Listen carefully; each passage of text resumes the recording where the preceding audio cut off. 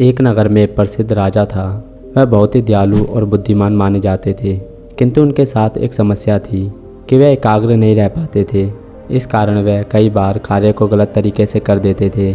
इसके बाद परिणाम बड़ा ही भयानक हो जाता था। राजा के सभी मंत्री राजा की आदत से परेशान हो चुके थे। जब राजा दरबार में बैठते थे तब उन्हें महल की याद आती थी, और जब राजा अपने महल में होते थे तब उन्हें दरबार के महत्वपूर्ण कार्य याद आते थे। इस कारण राजा ने कई बार गलत निर्णय लिए और प्रजा को मुसीबत में डाल दिया। राजा के दरबार में एक बड़ा ही चतुर मंत्री था। राजा उसे अपना मित्र मानते थे। एक दिन वह मंत्री राजा के पास पहुंचा। उसने उनके द्वारा लिए गए गलत निर्णयों के बारे में बात की। तब राजा ने कहा कि इसमें मेरा कोई दोष नहीं है मंत्री, मैं कभी एकाग्र नहीं रह पाता हूँ। मैंने एकाग्र रहने के बहुत सारे प्रयास कर लिए, किंतु सभी असफल हो गए। मैं जब भी कोई कार्य करता हूँ तो मेरे दिमाग में उससे जुड़े हुए 50 तरह के दूसरे विचार आने लगते हैं। मैं अपना मुख्य कार्य छोड़कर बाकी सभी बातों के बारे में सोचने लगता हूँ। और इस प्रकार एक ध्यान भंग व्यक्ति कैसे अपना कार्य ठीक ढंग से कर सकता है। मंत्री राजा की समस्या को समझ चुका था। उसने राजा को सलाह देते हुए कहा कि मैं एक ऐसे सन्यासी को जानता हूँ जो आपकी समस्या को दूर कर सकता है। राजा ने तुरंत मंत्री को कहा कि तो फिर देरी किस बात की, उस सन्यासी को राज्य में बुलाओ। मंत्री ने मुस्कुराते हुए कहा कि वह सन्यासी दरबार में नहीं आ सकते, आपको स्वयं उनके पास जाना होगा। राजा ने सन्यासी से मिलने का निर्णय लिया। अगले ही दिन राजा सन्यासी के आश्रम की ओर चल पड़ा। आश्रम पहुंचने के बाद उन्होंने देखा कि एक साधारण व्यक्ति आश्रम के बाहर सफाई कर रहा है। उन्होंने तुरंत उस व्यक्ति से कहा कि मुझे आपके गुरु सन्यासी से मिलना है, वह कहाँ पर मिलेंगे। उस व्यक्ति ने राजा को वहीं पर बिठा दिया और कहा कि आप यहीं पर बैठिए, मैं उन्हें बुलाकर लाता हूँ। राजा वहीं पर बैठ गए। उस साधारण व्यक्ति ने आश्रम के अंदर प्रवेश किया, किंतु यह क्या, वह साधारण व्यक्ति जब आश्रम से बाहर आया तो उनका रूप बहुत सन्यासी के समान था।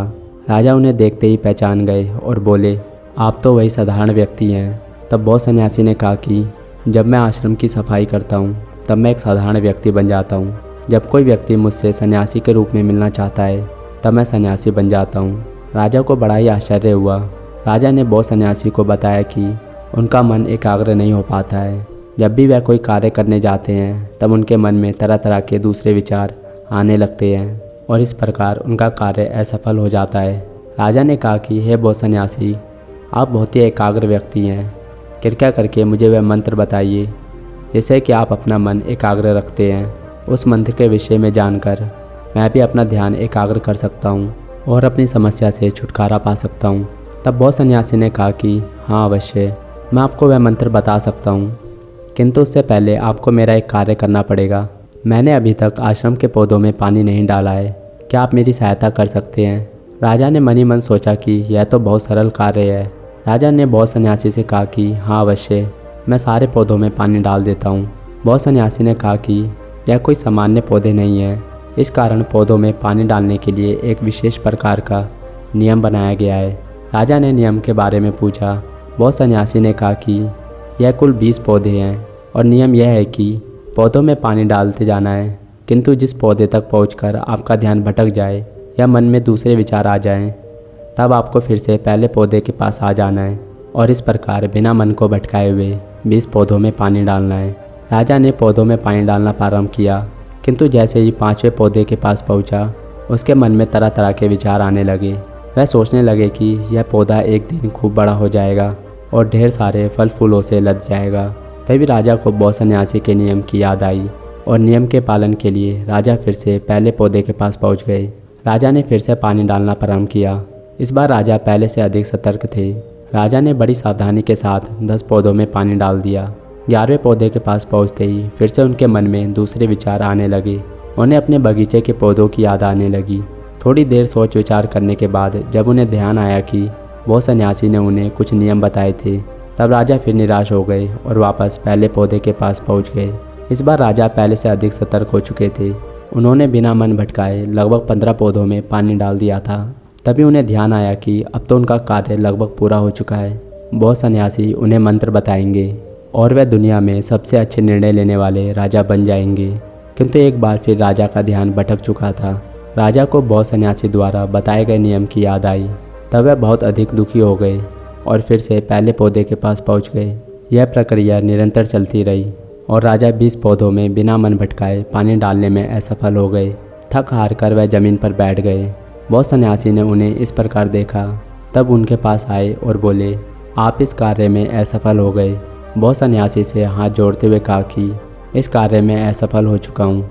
मेरा मन इतना अधिक भटकता है कि अब यदि आपने मुझसे पौधों में पानी डलवाया तो सारे पौधे खराब हो जाएंगे। बहुत सन्यासी ने कहा कि आपके साथ ऐसा इसलिए हो रहा है क्योंकि आप एक समय में एक कार्य नहीं करना चाहते हैं। आप शरीर से कहीं और होते हैं और मन से कहीं और। राजा ने पूछा कि हे गुरुदेव, मैं किस प्रकार से अपने मन और अपने शरीर दोनों को एक साथ रखूं?